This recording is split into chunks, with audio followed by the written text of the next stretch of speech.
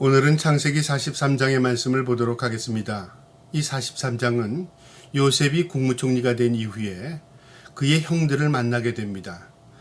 이 팔레스타인 지역에 저녁에 흉년이 들어서 형들이 곡물을 사기 위해서 애굽에 찾아오게 됐고요. 형들은 알아볼 수 없었지만 요셉은 형들을 알아봤습니다. 그리고 그들을 돌려보내면서 동생을 데리고 오라고 합니다. 그러니까 형들은 어쩔 수 없이 이제 동생을 데리고 갈 수밖에 없는 처지가 된 것입니다. 오늘 이 창세기 43장에서는요. 그렇게 보고 싶었던 자기의 친동생 베냐민을 만나는 내용인데요. 오늘도 이 말씀을 통해서 살아계신 그 하나님의 섭리, 오늘 이 말씀을 통해서 깨달을 수 있기를 축복합니다. 43장 1절에 그때의 기근이 심하고 그들이 애굽에서 가져온 곡물을 다 먹으며 그 아버지가 그들에게 이르되 다시 가서 우리를 위하여 양식을 조금 사오라. 이제 사왔던 그 곡식을 다 먹고 나니까 다시 또 곡식을 사러 갈 수밖에 없었습니다. 그러니까 기근이 그만큼 길어졌다는 거죠. 이 흉년이 7년이었으니까요. 그러니까 사러 갈 수밖에 없었습니다. 생명을 유지하기 위해서는요.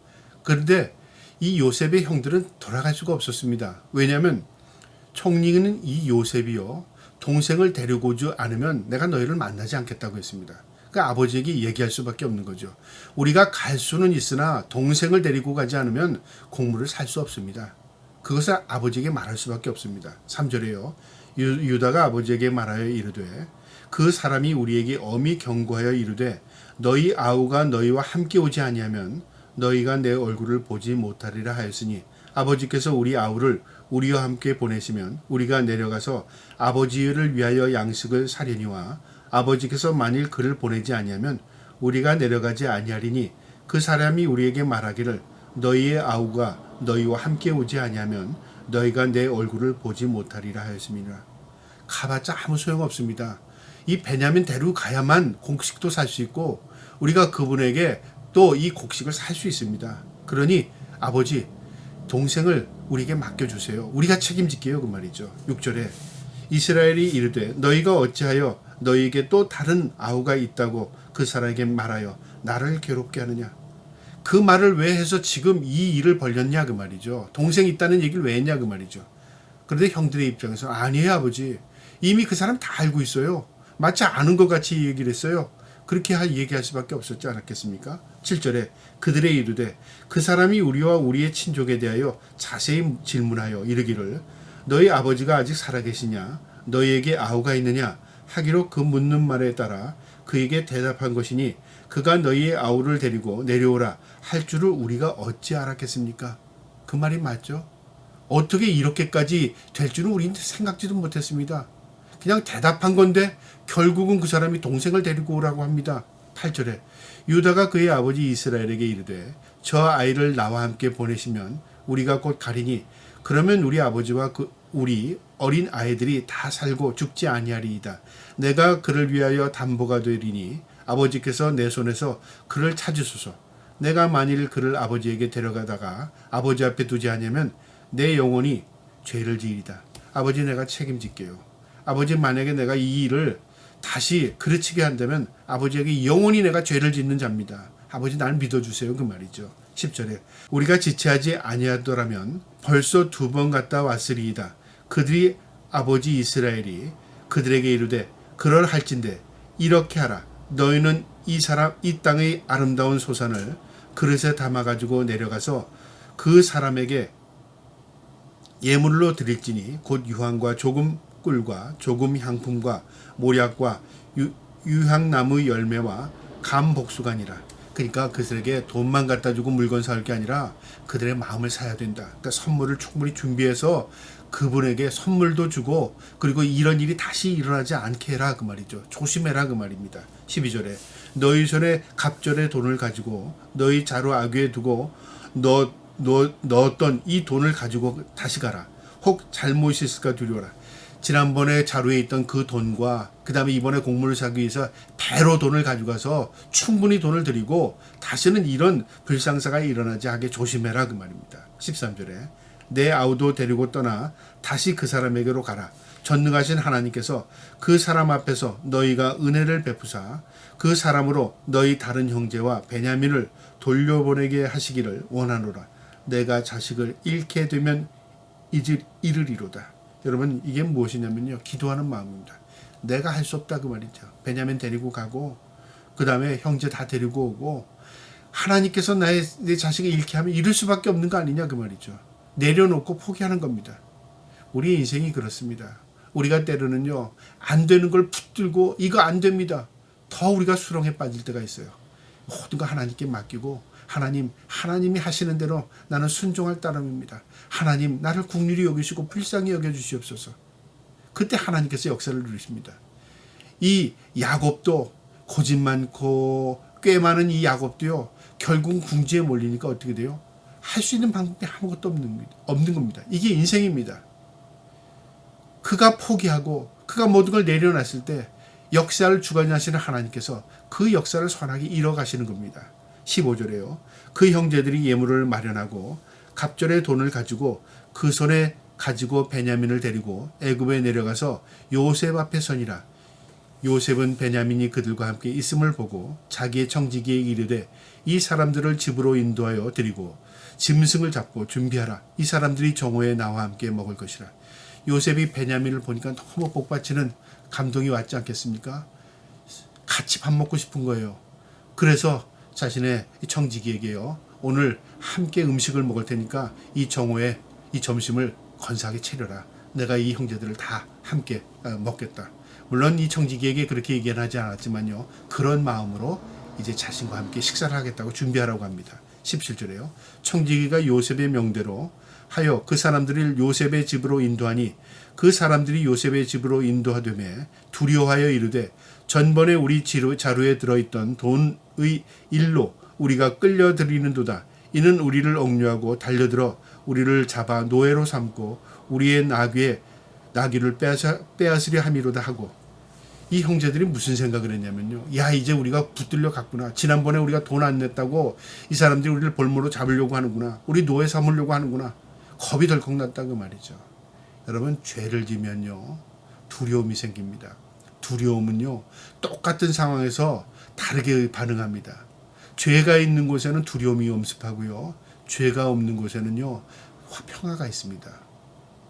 하나님께서 우리에게 죄를 소멸시켜 주시는 건요, 우리에게 참된 평화를 주시기 위한 것입니다. 우리는 스스로 죄를 짓고 그 죄의 굴레에서 두려움을 가지고 삽니다.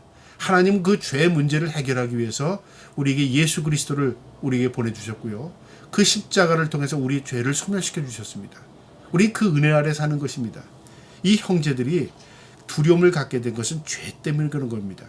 그래서 우리가 노예로 삼고 우리를 볼모로 잡는구나, 그거에 대한 두려움을 갖게 됐다 그 말이죠. 19절에 그들이 요셉의 집 청지기에게 가까이 나아가 그 집 문 앞에서 그에게 말하여 이르되 내 주여, 우리가 전번에 내려가서 양식을 사가지고 여관에 이르러 자루를 풀어본즉 각 사람의 돈이 전에 그대로 자루의 아귀에 있기로 우리가 도로 가지고 왔고 양식 살 다른 돈도 우리가 가지고 내려왔나이다. 우리의 돈을 우리 자루에 넣은 자는 누구인지 우리가 알지 못합니다. 우리가 훔친 게 아니라 그 돈이 자루에 있었고 누가 는지도 모르겠어요. 그것도 가지고 왔고 돈도 가지고 왔습니다. 충분히. 우리가 그 도둑질한 거 아닙니다. 도둑이 재발절이다는 말이 있잖아요. 이 형제들이 그 죄와 연결시키는 겁니다. 자신의 잘못과 연결하는 겁니다. 그런데 이 청지기가 그 얘기를 듣고 아니다, 그것 때문에 그런 게 아니다, 그렇게 얘기합니다. 23절에요. 그가 이르되 너희는 안심하라, 두려워하지 말라. 너희 하나님, 너희 아버지의 하나님이 재물을 너희 자루에 넣어 너희에게 주신 것이니라. 너희 돈은 내가 이미 받았느니라 하고 시몬은 그들에게로 이끌어내고 그들이 요셉의 집으로 인도하고 물을 주어 발을 씻게 하며 그들의 나귀에게 먹이를 주었더라. 그거 아니라 평안하라, 안심하라. 그리고요, 볼모로 잡았던 시몬도 옥에서 내오고 그리고 그들을 손님 대접하되 발을 씻고 그 집에 정중하게 손님으로 모셔드린 겁니다. 이게 웬일입니까? 형제들은 도저히 이해가 가지 않았습니다. 25절에 그들이 거기서 음식을 먹겠다 함을 들었으므로 예물을 정돈하고 요셉이 정오에 오기를 기다리니 요셉의 집으로 오매 그들이 집으로 들어가서 예물을 그들에게 드리고 땅에 엎드려 절하니 요셉이 그들의 안부를 물으며 이르되 너희 아버지 너희가 말하던 그 노인이 안녕하시냐 하며 생존해 계시느냐.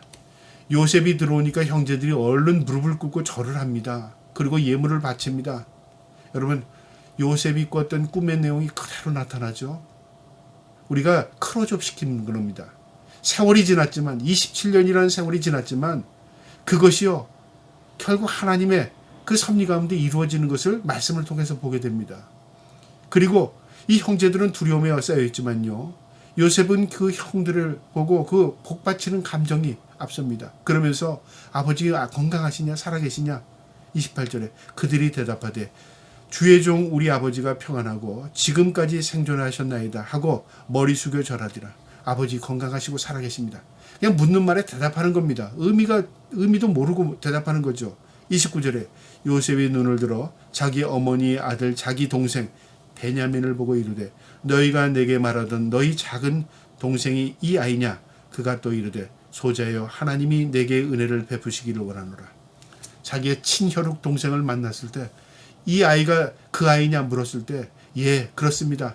얼마나 마음이 복받쳤겠습니까? 친혈육을 만나고 친동생을 만났을 때 그 감정은 말할 수 없었을 겁니다. 30절에요.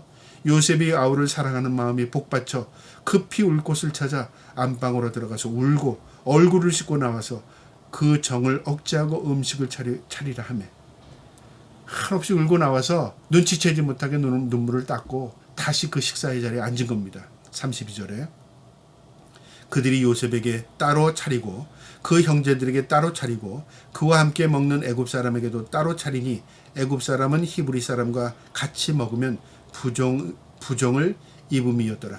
이 이방인들과 이 애굽 사람은 따로 먹지 않고 다른 상을 차렸습니다. 그러니까 이 요셉이 총리로서요 형제들이 눈치채지 못하도록 따르게 거리를 두고 상을 차린 겁니다. 한 장소에서요. 33절에 그들이 요셉 앞에 앉아 그들의 나이에 따라 앉히니 그들이 서로 이상히 여겼더라. 여기서 또 놀라운 장면이 나타나죠. 이 요셉이 자리를 다 배정했는데요. 형부터 쭉 순서대로 쭉 자리를 앉힌 겁니다. 형들이 기가 막히죠. 어떻게 우리 형제의 이 나이도 비슷비슷한 한 살 털밖에 안 되는 형제의 이 자리를 쫙 순서대로 배열했을까? 이상하지 않습니까? 근데 눈치를 못 챕니다. 34절에요. 마지막 절에 요셉이 자기 음식을 그들에게 주되 베냐민에게는 다른 사람보다 5배나 주매 그들이 마시며 요셉과 함께 즐거웠더라. 그동안 헤어졌던 형제들은 모르고 두려움에 그 식사 자리에 앉았지만요. 요셉은 하나님의 섭리를 깨닫는 겁니다. 그리고 형제들을 충성히 대접하고 자신의 친히 형제였던 이 베냐민에게는 더 풍성히 대접하고 싶은 그런 마음이 든 겁니다. 여러분 얼마나 눈물겨운 모습인지 모릅니다. 하나님의 회복이 바로 이렇습니다. 고난이 있지만요. 그 고난 뒤에는 하나님의 크신 위로가 있습니다. 여러분 우리가 이 땅에서 고난을 당합니다. 예수를 믿는다고 고난을 당하지 않고 예수를 안 믿는다고 고난을 당하는 게 아닙니다. 우리는 이 땅에 사는 동안에요. 다 육신의 몸을 입고 있는지라 다 고난 안에 있습니다. 어떤 면으로 예수 믿는 사람이 더 큰 고난을 당할 수 있습니다. 그러나요. 위로가 더 큽니다. 우린 천국에서 영원한 위로를 받고 삽니다. 요셉에게는요. 노예로 종으로 그 다음에 누명을 쓰고 감옥의 죄수로 억울한 일을 다 당했지만 하나님 보시기에는 요셉은 형통한 자였습니다. 그리고 하나님이 때가 되면 그를 높여주셨고요. 그것이 끝이 아니라 하나님이 형제들 앞에서 위로하는 위로자로 삼으십니다. 그리고 요셉을 통해서 그 가족을 구원하고요. 요셉의 가족을 통해서 이스라엘을 형성시킵니다. 이게 하나님의 섭리였습니다. 저와 여러분이 하나님의 손에 붙들려서 살아가면요. 하나님께서 반드시 우리의 위로자로서 큰 위로를 베풀어 주실 줄 믿습니다. 그 위로를 바라보면서 소망을 가지고 살아갈 수 있기를 주님의 이름으로 축복합니다. 아멘.